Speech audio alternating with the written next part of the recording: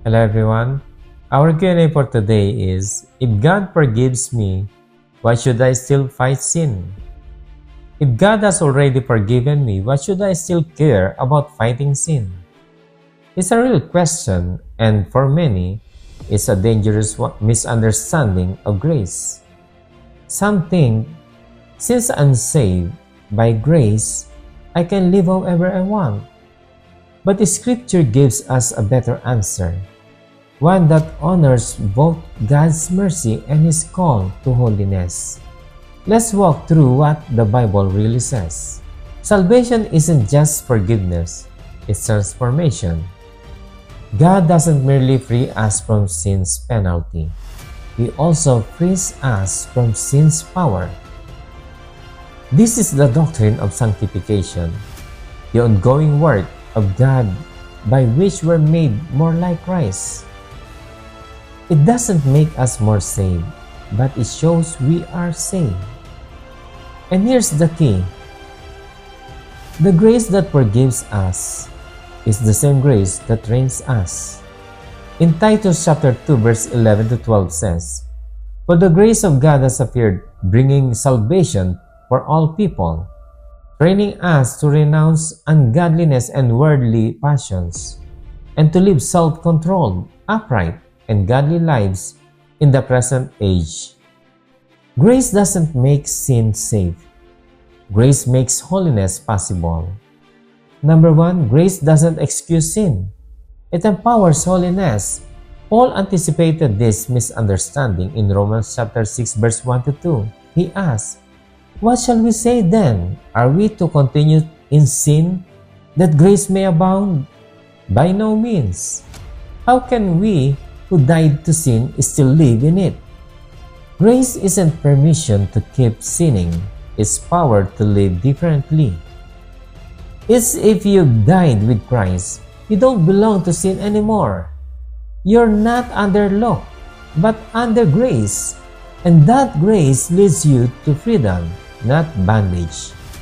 Number 2, we fight sin because we've been set free from its power.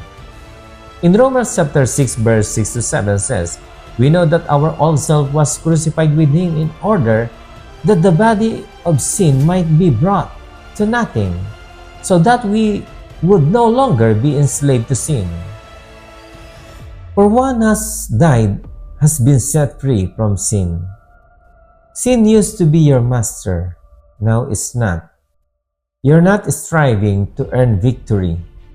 You're standing in the victory Christ already won. The Christian life isn't behavior modification.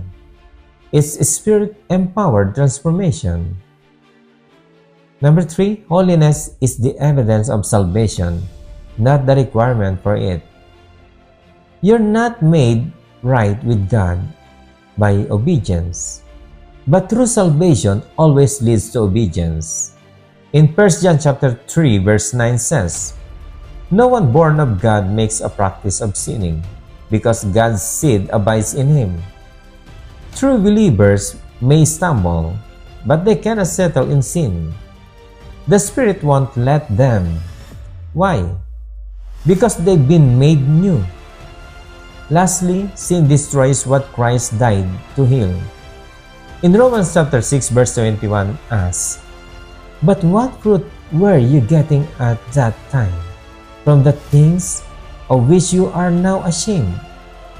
Sin may feel good for a moment, but it always kills what is good. Sin destroys joy. It numbs your conscience. It distances you from the presence of Christ. Why would you return to the chains He broke? We fight sin, not to earn love, but because we've been set free to love God with all our heart. Why this matters? There's a lie in our culture that says, since grace covers everything, obedience doesn't matter. But that's not biblical grace. That's counterfeit faith. True grace doesn't whisper, "You're fine as you are." It declares, "You're loved enough to be changed." God's grace forgives your sin and breaks sin's grip. on your life. So if God forgives me, why should I still fight sin? Because the same Christ who saved you also sanctifies you. You're not just forgiven, you're new. Don't use grace as an excuse to cause in sin. Use grace as the fuel to grow in holiness. You're not striving to earn God's favor. You're living as someone who already has it. The grace that saved you will sanctify you. The Christ who died for you now lives in you. And the Spirit who sealed you will never leave you. So fight sin.